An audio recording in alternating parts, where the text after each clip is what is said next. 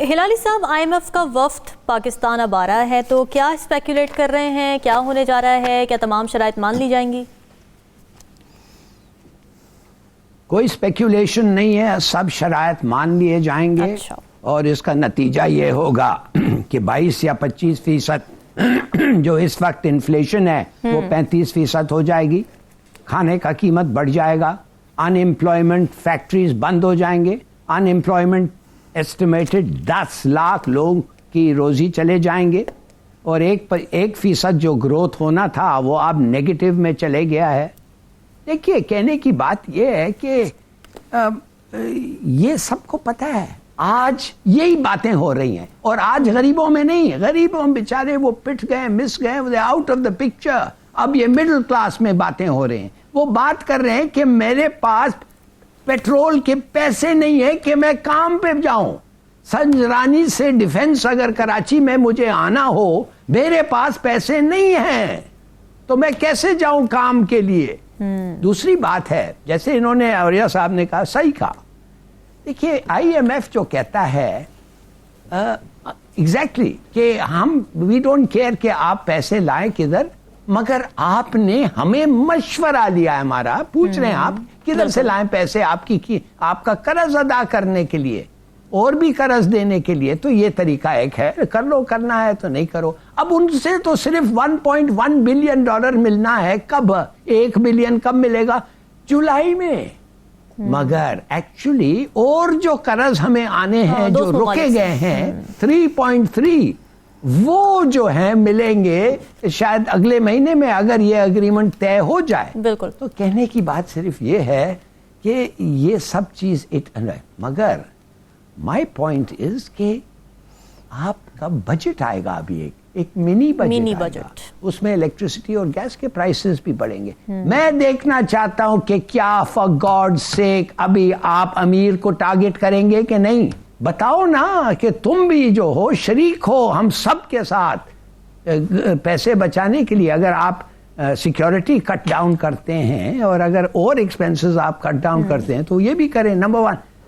مگر اصل بات یہ ہے کہ ٹارگٹ دا رچ۔ 3 گاڑی جو آدمی لے جاتا ہے، وہ 2 گاڑی میں what difference does it make for him؟ Agricultural tax, ہمت ہے لگانے ایگریکلچرل ٹیکس پاکستان میں؟ آپ کے آدھے لوگ چلے جائیں گے آپ کو چھوڑ کے، بھاگ جائیں گے، تو کیا کریں گے آپ؟ یہ چیزیں کریں جیسے انہوں نے بھی آئیڈینٹیفائی کیا ہے، ہٹ دا رچ۔ نہیں، آپ بس وہی جنرل سیلز ٹیکس بڑھانے میں، پیٹرول کا پرائس بڑھانے میں آپ کا کس کو؟ آپ رچ اور پور، امیر اور غریب کا فرق ہی نہیں ہے، تو کیا کر رہے ہیں آپ؟ کیا بڑی چیز کر رہے ہیں آپ اگر امیر اور غریب میں فرق نہیں ہے؟ کس قسم کی گورنمنٹ ہے آپ کی کہ آپ کو یہ فرق محسوس نہیں ہوتا ہے؟ میں دیکھنا چاہتا ہوں یہ منی بجٹ میں یہ کیا کریں گے، آپ دیکھیں۔ بالکل دیکھتے ہیں کہ کیا ہوتا ہے، کیونکہ دعویٰ تو وہ کر رہے ہیں کہ غریبوں پر اس کا اثر نہیں آئے گا۔ علی صاحب، کہا یہ جا رہا تھا کہ ڈالر کو مارکیٹ پرائس پر لانے سے ملک میں ڈالرز کی آمد شروع ہو جائے گی اور ہنڈی حوالے کا جو سلسلہ تھا وہ ختم ہو جائے گا، تو ایسی کوئی صورت نظر آتی ہے کہ ڈالر اکٹھا ہونے شروع ہو گئے ہیں اب؟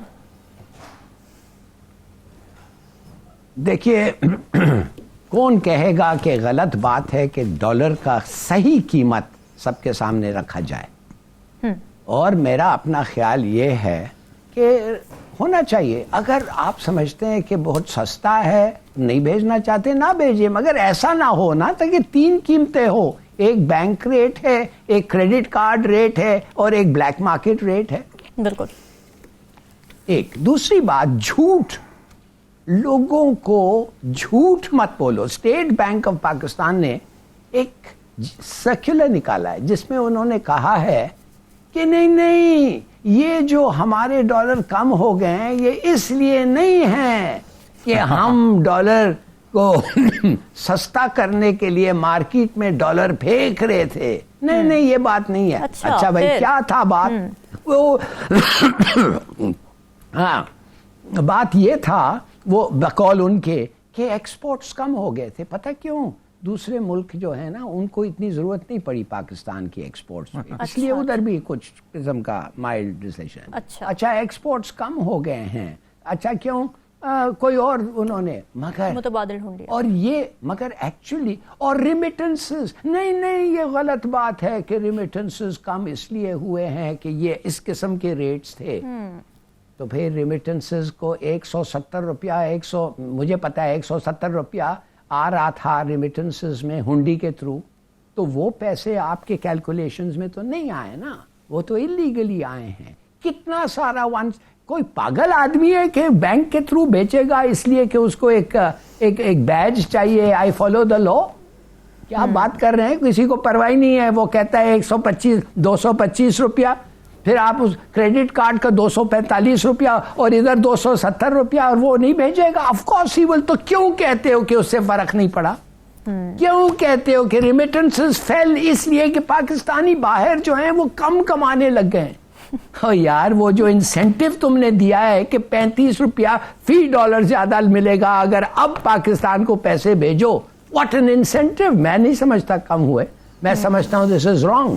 مگر ہم اپنے لوگوں کو فار پولیٹیکل ریزنز کہنے کے لیے کچھ بھی ہم کہنے کے لیے تیار ہیں, اس لیے کانفیڈنس نہیں ہوتا ہے. اور رامین میں لیٹ می ٹیل یو کیا ہوا ہے. وہ جب وہ باقر جو بھی تھا, وہ باقر رضا جو بھی اس کا نام تھا, اسٹیٹ بینک کا گورنر, جب وہ آیا تھا اس نے ایک شرط کیا تھا کہ اسٹیٹ بینک جو ہے وہ اس کے پاورز یہ ہوں گے. اب آپ یقین کریں کہ اسٹیٹ بینک کے اتنے پاورز ہو گئے ہیں کہ اسٹیٹ بینک کے گورنر کو آپ نکال نہیں سکتے جب تک وہ کرائم نہیں کمٹ کیا. ہاں ایگزیکٹلی. مگر اگر اٹانومس ہے تو آپ کو اس قسم کی پولیٹیکل سٹیٹمنٹ دینے کی کیا ضرورت ہے؟ اس لیے کہ دار صاحب کا پروجیکشن, یہ دار صاحب کا پالیسی ہے, یہ ان کا فائنینشیل بلیف ہے کہ ڈالر کو کم رکھو. دیکھو where it has landed you. بالکل ایسے ہی ہے. کہنے کی بات صرف یہ ہے کہ کرتے دیکھیے قانون بنا ہے, اب you are already under cutting the قانون. It's like the government. اس وقت پاکستان کے پاس وہ گورنمنٹ ہے جو مائنورٹیز کو ریپرزینٹ کرتی ہے. ناٹ مائنورٹیز اقلیت نہیں in that sense, but minority numbers. وہ پاکستان کا اس وقت گورنمنٹ ہے, اس لیے میجورٹی پارٹی تو گورنمنٹ سے نکل گئی ہے. اور آپ پھر الیکشن کروا رہے ہیں اس لیے کہ ایک اور الیکشن ہو, اس لیے کہ وہ تو 30 سیٹس کے لیے عمران خان کھڑا ہوگا, ہے کہ نہیں؟ میرا مطلب یہ ہے کہ ہر روز کانٹرڈکشنز, ایوری قسم کی کانٹرڈکشن نکل آتے آپ کی پالیسیز میں, آپ کے اسپیچز میں, آپ کے ہینڈ آؤٹس میں. تو اس لیے لوگ کہتے ہیں what is this country all about. بالکل ٹھیک ہے. کانٹرڈکشنز کی جو آپ نے بات کی پالیسیز میں, آپ کے اسپیچز میں, آپ کے ہینڈ آؤٹس میں, تو اس لیے لوگ کہتے ہیں what is this country all about. بالکل ٹھیک ہے. کانٹرڈکشنز کی جو آپ نے بات